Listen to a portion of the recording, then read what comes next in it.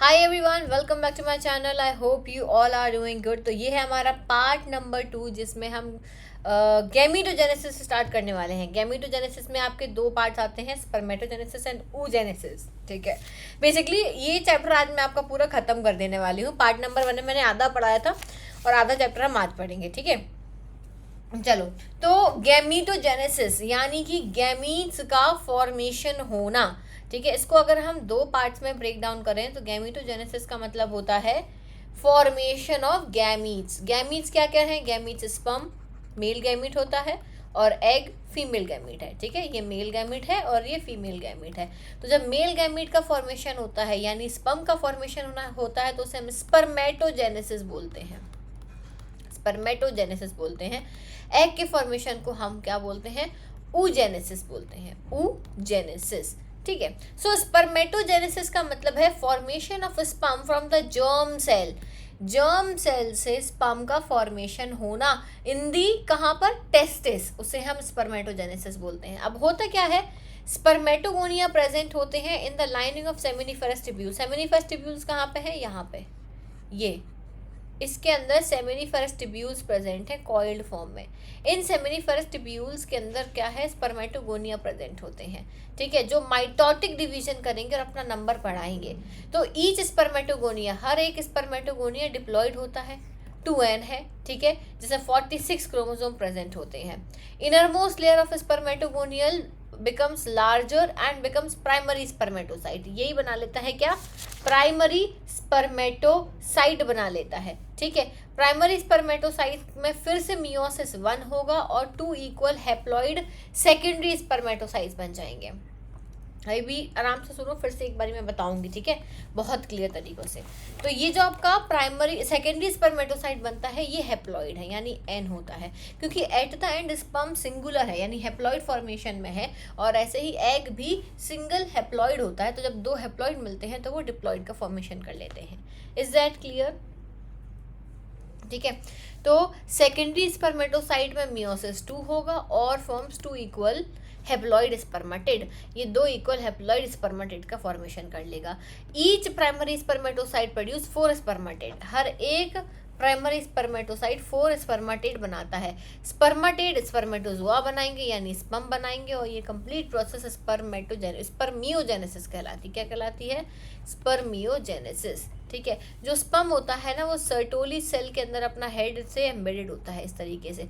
क्यों? क्योंकि ये अभी ग्रोइंग है तो उसको न्यूट्रिशन की ज़रूरत है। तो न्यूट्रिशन उसको कहाँ से मिल रहा है? सर्टोली सेल से मिल रहा है। ठीक है, जैसे ही ये जो स्पर्म है ये मैच्योर होता है तो ये सर्टोली सेल को छोड़कर बाहर आ जाता है। ठीक है, अभी बाहर आ गया है और ये जो है सेमिनिफेरस ट्यूब्यूल से बाहर निकलेगा। So the release of sperm from the seminiferous tubule is called spermiation. क्या बोलेंगे इसको हम? स्पर्मिएशन बोलते हैं। यहाँ पे ध्यान दो, अब ये वाला डायग्राम बहुत ध्यान से सुनना, मैं बताती हूँ।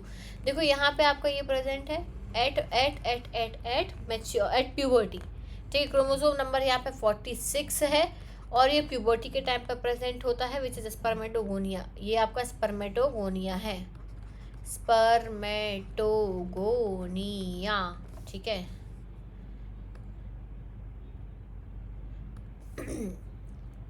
स्पर्मेटोगोनिया से आपका क्या हुआ? माइटोसिस हुआ। ठीक है, माइटोसिस डिफरेंशिएशन हुआ तो ये 2 बन गए, 1 and 2 बन गए। ठीक है, अब ये प्राइमरी स्पर्मेटोसाइट बनाएंगे। ये आपको क्या बना लेंगे? Primary spermatocyte. ये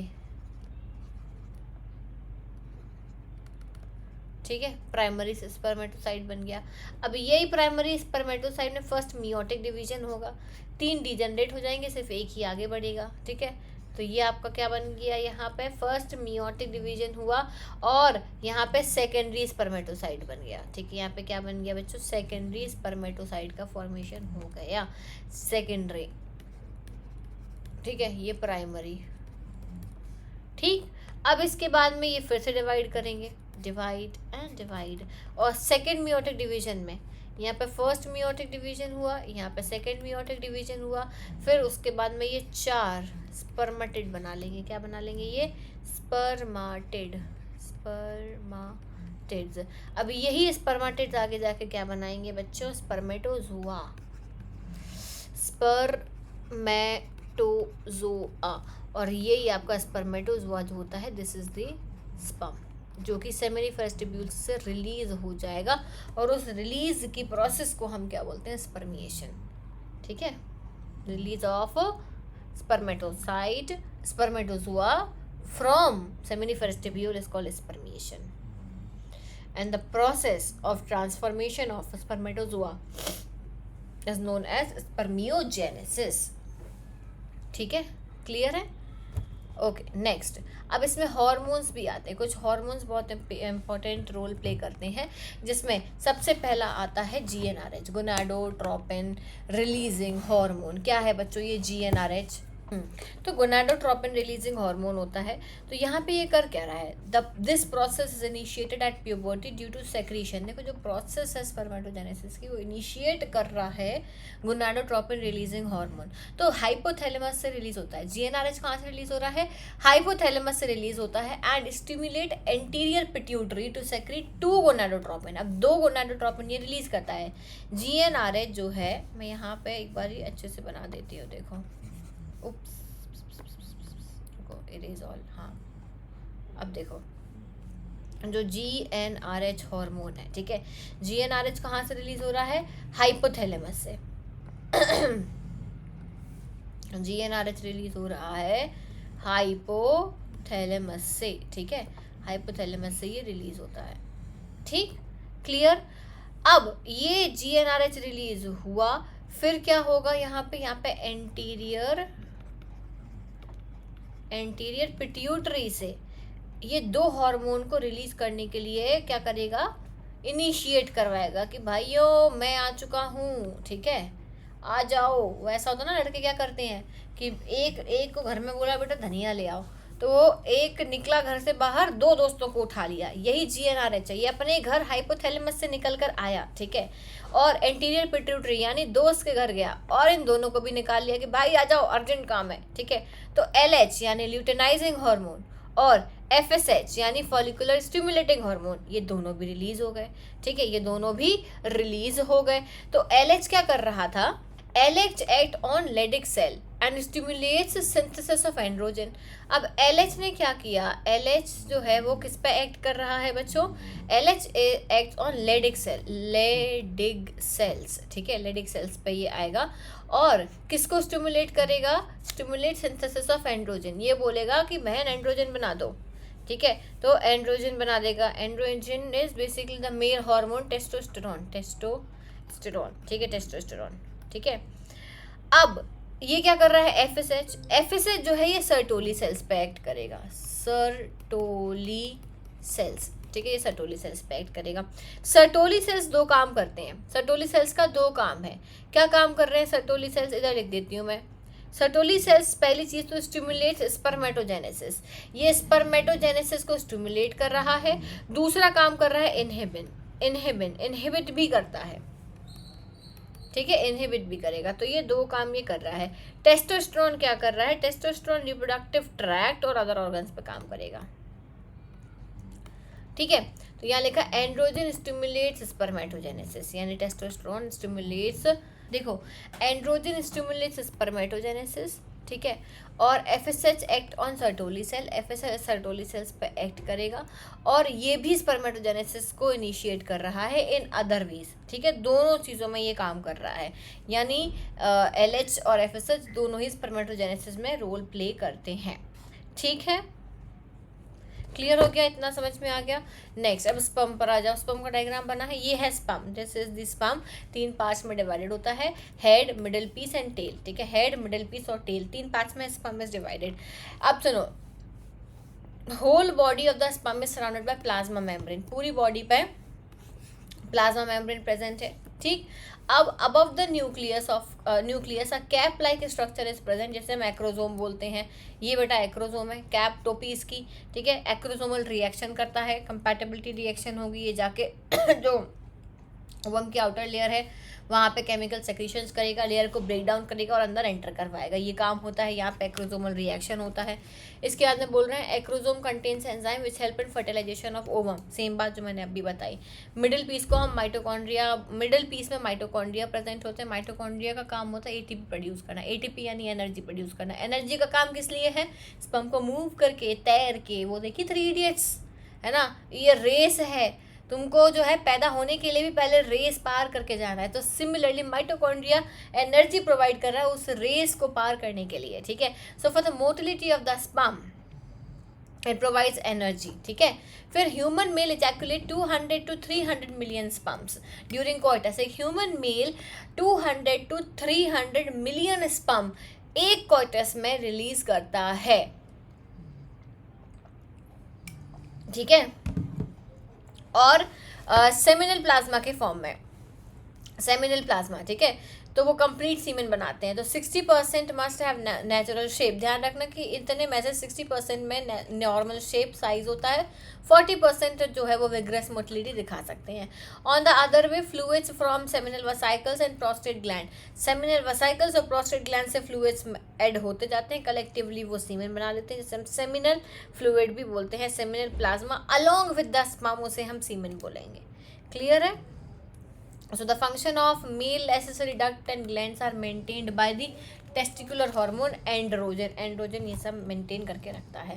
ये पूरा स्पर्म का जो है डायग्राम है। अब oogenesis पर आ जाओ। क्या है भाई oogenesis? सो oogenesis मतलब कि फॉर्मेशन ऑफ oocyte या ओवम या मेल फीमेल गैमीट, उसे हम बोल रहे हैं oogenesis। Formation of female gamete is called oogenesis। तो oogenesis एम्ब्रियोनिक स्टेज पे स्टार्ट हो जाता है, यानी कि जब फीमेल बॉन्ड भी नहीं हुई है उस टाइम पर ही oogenesis की प्रोसेस यानी स्पर्म फॉर्मेशन की प्रोसेस स्टार्ट हो गई है। 25th वीक ऑफ फेटल एज, यानी पेट के अंदर जब बच्ची है, ठीक है, द एम्ब्रियो एम्ब्रियोनिक स्टेज पर है, जब ग्रो कर रही है तभी स्टार्ट हो गई है। तो 25th week of the fetal age में स्टार्ट होता है। फिर germinal epithelium of the ovary divided mitotically to produce millions of gametes. तो होता ये है, हम बोलेंगे कि ये बना रखा है क्या? नहीं, मैं बना देती हूँ फिर। देखो ये है, क्या है ये? सिर्फ oogonia, oogonia, ये oogonia है, ठीक है। oogonia में माइटोसिस डिफरेंशिएशन हुआ। क्या हुआ? Mitosis, mitosis. फेटल लाइफ चल रही है अभी, ठीक है, अभी एम्ब्रियोनिक स्टेज चल रही है, ठीक। ये हुआ, प्राइमरी oocytes बने, 1 2 ये प्राइमरी oocytes बन गए। अब क्या होता है, यहाँ पे पॉज लग जाएगा। इसके बाद में ध्यान से सुनना मेरी बात, बहुत ध्यान से।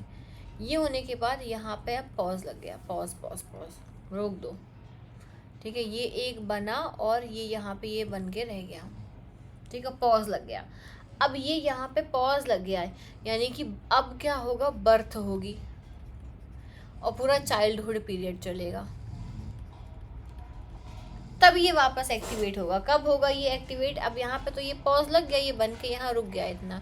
अब जब तक प्यूबर्टी नहीं आ रही है तब तक के लिए इसमें कुछ नहीं होगा। ये बन के फंक्शनल जो है फंक्शनल oocyte बन के बैठ गया है, ठीक है।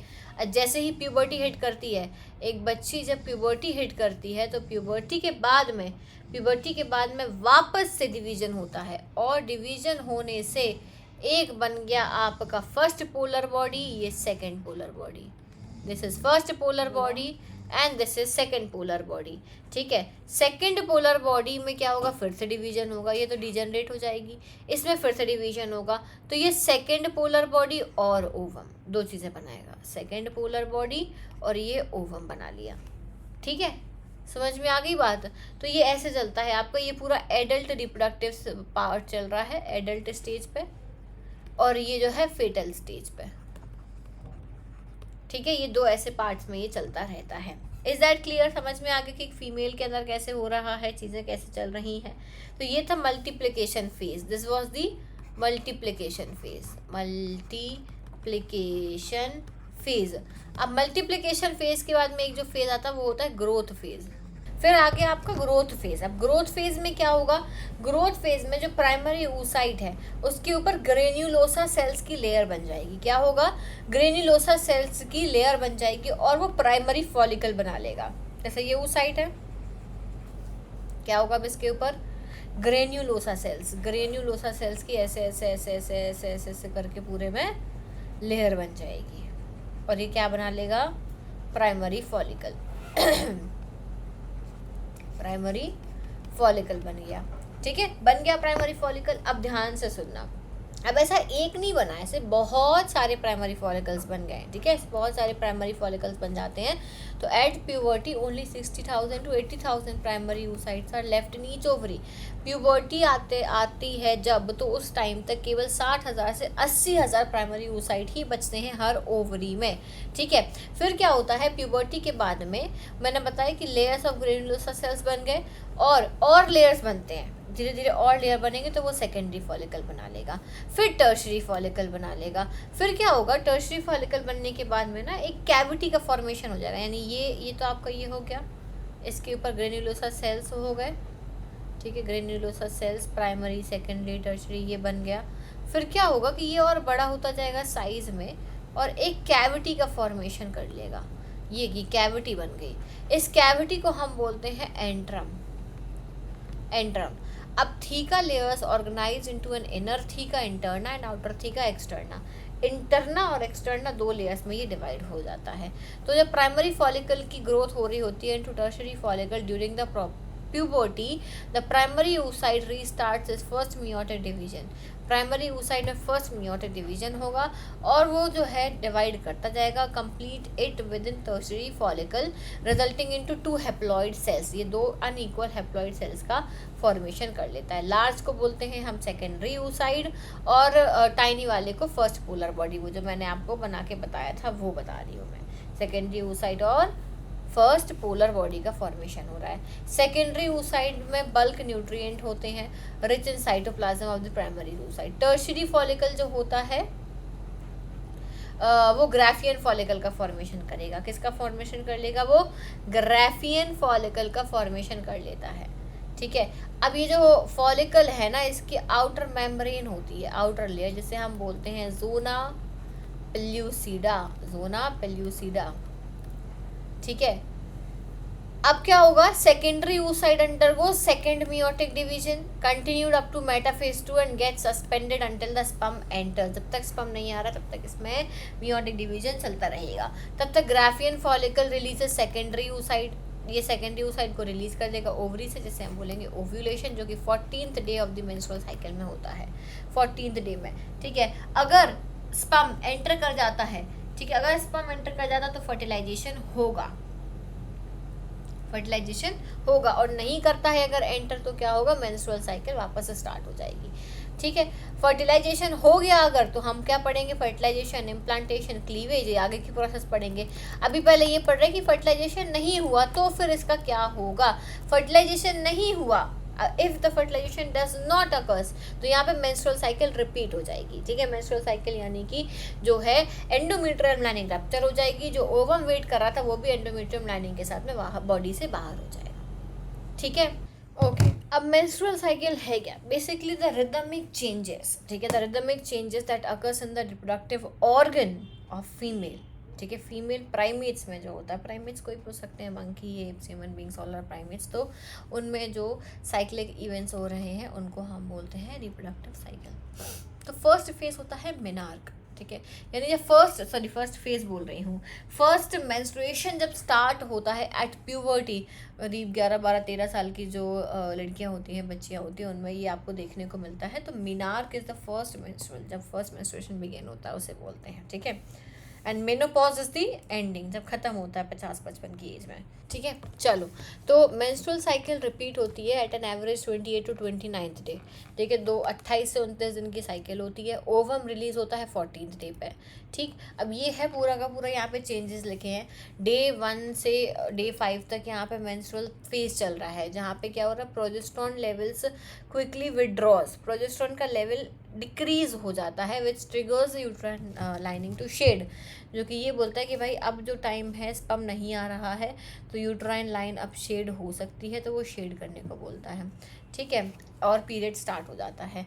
फिर आपका फॉलिकुलर फेज स्टार्ट होता है। फॉलिकुलर फेज में क्या हो रहा है, rising level of follicular phase, इसमें follicular stimulating FSH hormone release होता है, ठीक है। तो जो ओवेरियन फॉलिकल है वो मैच्योर होगा, धीरे धीरे धीरे धीरे वो क्या हो रहा है, यहाँ पे मैच्योर हो रहा है। एंडोमेट्रियम लाइनिंग जो थी ना वो रीजनरेट होना स्टार्ट हो गई है, क्योंकि LH और FSH दोनों हार्मोन्स आ गए हैं, सेक्रेट होने लगे हैं, तो ये लाइन जो है वापस थिक होने लगी है धीरे धीरे, ठीक है। तो ये होता है आपका, ये 10 से 14 दिन तक लाया करता है, 10 से 14 दिन, 10 to 14 डेज। फिर आता है ल्यूटियल फेज। ल्यूटियल फेज जो है, सॉरी ल्यूटियल बाद में, पहले ओव्यूलेटरी फेज आएगा। 14th डे पे ओव्यूलेशन होता है, ठीक है। 14th डे हम बोलते हैं, 12 से 16 दिन तक चलता है। तो LH hormone surges causing a fully matured egg to be release into the fallopian tube, ovum fallopian tube में आ जाता है। फिर लास्ट आता है ल्यूटियल फेज। ल्यूटियल फेज क्या होता है, 17th से 28th डे पे होता है। उस टाइम पे एंडोमेट्रियम लाइनिंग में हार्मोन्स का लेवल बढ़ जाता है, मतलब हार्मोन्स बढ़ जाते हैं, एंडोमेट्रियम लाइनिंग थिक हो जाती है। And however if it isn't a fertilized egg, अगर एग फर्टिलाइज होकर नहीं आता है, अनफर्टिलाइज ही आ जाता है, तो एंडोमेट्रियम लाइनिंग फिर से शेड होने के लिए तैयार हो जाती है। ये पूरे साइक्लिक इवेंट्स हैं मेंस्ट्रुअल साइकिल के। इसी बीच में हार्मोन्स में भी ऊपर नीचे होता है।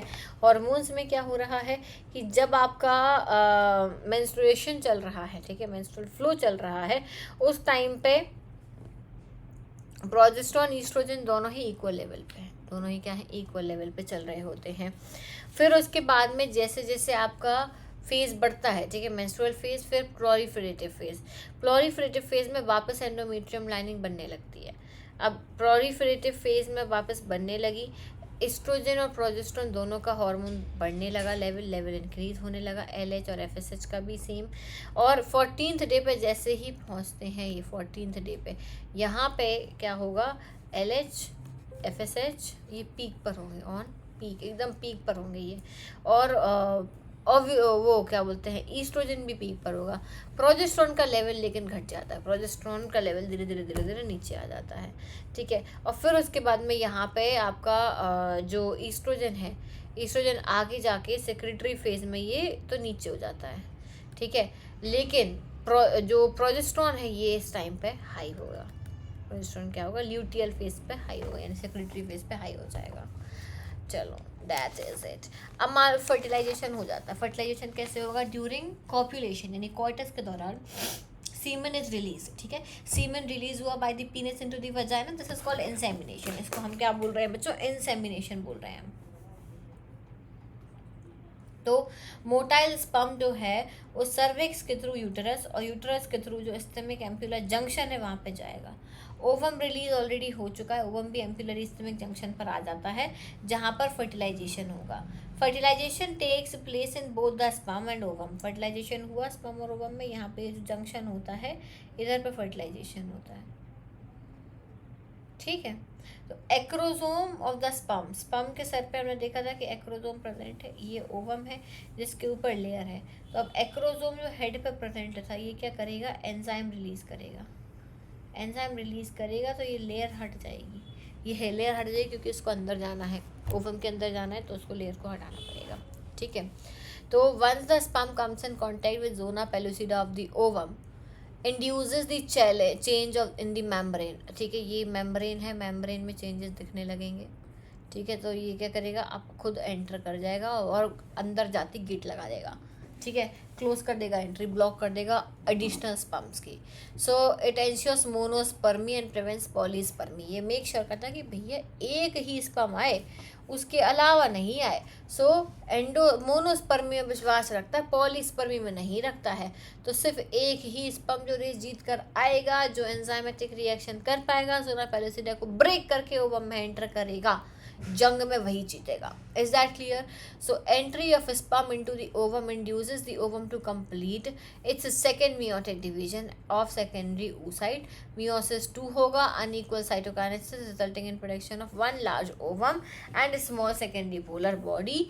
फिर हेप्लॉइड डिप्लॉइड जाइगोट का फॉर्मेशन हो जाएगा आपका बाद में, जैसे ही स्पर्म फ्यूज होगा.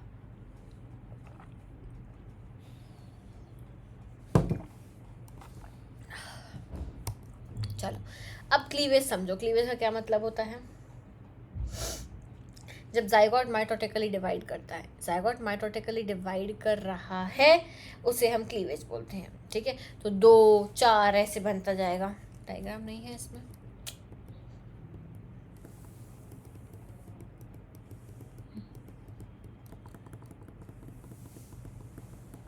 चलो, तो हम क्लीवेज की बात कर रहे थे कि मैंने बोला कि जो आपका जाइगोट है, ठीक है, वो डिवाइड करेगा तो क्लीवेज स्टार्ट होगा. क्लीवेज आपका आफ्टर फर्टिलाइजेशन ही स्टार्ट हो जाता है.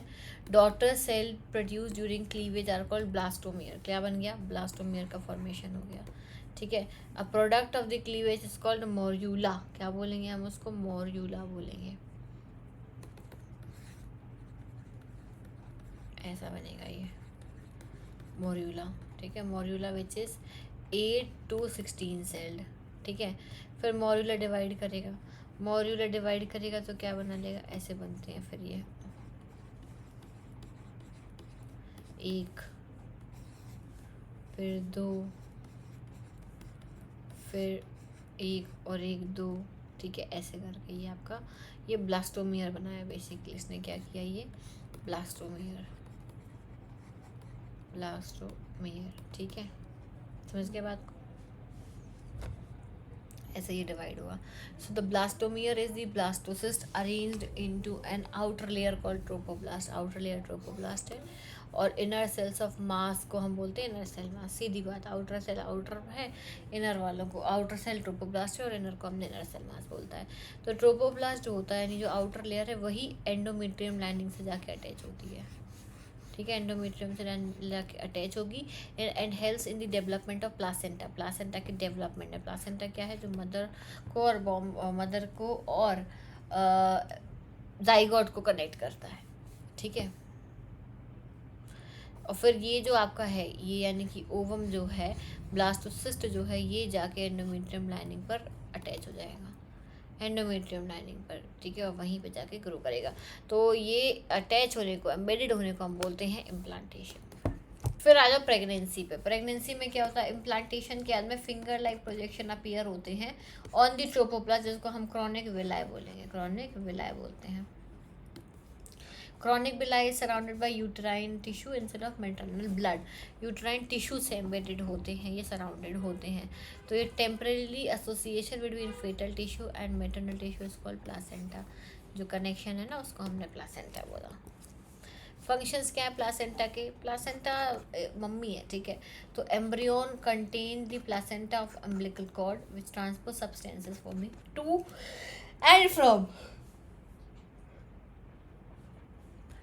And from the embryo. तो क्या होता है? It facilitate transport of oxygen and nutrition from mother to embryo, removes carbon dioxide and waste material from the embryo, act as endocrine gland and produces several hormones like HCG, HPL, estrogen, progesterone, and relaxin produced from the ovary is later stage of pregnancy. ठीक है, ये बढ़िया diagram दिया हुआ है पूरा किस तरीके से ये अटैच्ड है. एम्नियोटिक फ्लूइड होता है ये, जिससे जेंडर पता चलता है. ये अमीनो है, ये एम्ब्रियो है, ये कोरियन है, ये अम्बिलिकल कॉर्ड है, ये एम्ब्रियोनिक ब्लड है, ये प्लासेंटा है, ये मदर का ब्लड है. ठीक है, क्लियर? ये हो गया, समझ में आ गया. अब एम्ब्रियोनिक डेवलपमेंट. एम्ब्रियोनिक डेवलपमेंट में क्या हो रहा है? इम्प्लांटेशन के बाद में इनर मास जो है वो डिफ्रेंशिएट करेगा, आउटर लेयर बनाएगा, जिसे एक्टोडर्म बोलेंगे, और इनर लेयर को एंडोडर्म, और मीजोडर्म जो इन दोनों के बीच में लेयर है उसको मीजोडर्म बोलेंगे. So the cell inner cell mass thus called stem cells. The inner cell mass thus called stem cell having potency to produce all types of cell. हर तरीके की सेल, टिश्यू और ऑर्गन्स में differentiate कर जाएगा inner cell mass. That's it. अब organogenesis यानी कि डिफरेंट ऑर्गन्स का फॉर्मेशन होना। तो ह्यूमन प्रेगनेंसी 9 महीने तक रहती है। First month of pregnancy heart का फॉर्मेशन होगा। सेकेंड मंथ में लिम्स और डिजिट्स बन जाएंगे। End of the 12th week में यानी फर्स्ट ट्राइमेस्टर में ऑलमोस्ट ऑर्गन बन जाते हैं, ठीक है। लिम्स एंड एक्सटर्नल जेनिटेलिया भी वेल डेवलप हो जाते हैं इस टाइम पर। फर्स्ट मूवमेंट कब अपीयर होता है? 5th मंथ में। और सेकेंड ट्राइमेस्टर यानी 24 वीक में बॉडी पे छोटे छोटे पतले पतले हेयर, आईलिड सेपरेट हो जाती हैं और आईलैशेस बनने लगती हैं। 9th मंथ में फीटस फुली डेवलप हो जाता है और डिलीवरी के लिए रेडी है, ठीक, कंप्लीटली इस तरीके से, ठीक है। फिर पार्चुरेशन क्या है? Delivery of the fetus is called parturition. 9 महीने के गेस्टेशन पीरियड के बाद में डिलीवरी होगी। तो इसमें क्या होगा कि विग्रस कॉन्ट्रैक्शंस होते हैं मायोमीट्रियम में। मायोमीट्रियम क्या है? मिडिल लेयर, ठीक है। तो इसमें विग्रस कॉन्ट्रैक्शंस होंगे जो कि सिग्नल पहुंचा रहे हैं पार्चुरेशन के लिए, कॉन्ट्रैक्शंस, ठीक है। तो उससे ही जो है फीटल इजेक्शन रिफ्लेक्स का फिनोमिनन भी आता है कि फीटल भी उस टाइम पर रेडी होता है to be release from the body, ठीक है। तो fetal ejection reflex triggers the release of oxytocin from pituitary. Oxytocin क्या है? ये स्ट्रॉन्गर होता है, कॉन्ट्रैक्शंस रिलीज करता है यूट्राइन एंडोमेट्रियम में। Stimulatory reflex contains stronger contraction. After delivery, the placenta is also expelled out of the uterus. फिर lactation है। लैक्टेशन में क्या हो रहा है? लैक्टेशन यानी कि milk production of the mammary gland. Parturition के तुरंत बाद लैक्टेशन पीरियड स्टार्ट हो जाता है। मेमोरी ग्लैंड जो हमने स्टार्टिंग में पढ़ी थी, फीमेल्स में प्रेजेंट होती हैं, उनमें मिल्क प्रोड्यूस होने लगता है। तो process of production of milk from the mammary gland is known as lactation. तो मिल्क प्रोड्यूस होगा during the initial days of lactation, जैसे हम कोलोस्ट्रम बोलेंगे। क्या बोलेंगे हम? कोलोस्ट्रम बोलेंगे। तो मिल्क प्रोड्यूस होगा इनिशियल डेज में। सो कोलोस्ट्रम कंटेन सेवरल एंटीबॉडीज, इसमें बहुत सारी एंटीबॉडीज होते हैं, ठीक है, जो कि इम्यूनिटी प्रोवाइड करते हैं न्यू बॉर्न बेबी को। इसलिए बोला जाता है ना कि भाई माँ का दूध जो है कम से कम 3-6 महीने, कितने महीने जो है बच्चे को देना ही चाहिए, ठीक है। So breast feeding is recommended by the doctors for bringing up a healthy baby. Done, clear. So this is it for today. Questions कर लेते हैं फटाफट से, क्वेश्चंस के आंसर देना। Question number 1 is a blockage occurs specifically in the rete testis of a male, which one of the following outcome is most accurate? Answer होगा C, mature sperm epididymis तक नहीं पहुंच पाता है डेस्पाइट नॉर्मल, जो है mature sperm नहीं पहुंच पाया डेस्पाइट नॉर्मल फॉर्मेशन, जो कि उसमें ब्लॉकेज है। Second, if a primary oocyte fails to complete meiosis just before ovulation, what will be the consequence?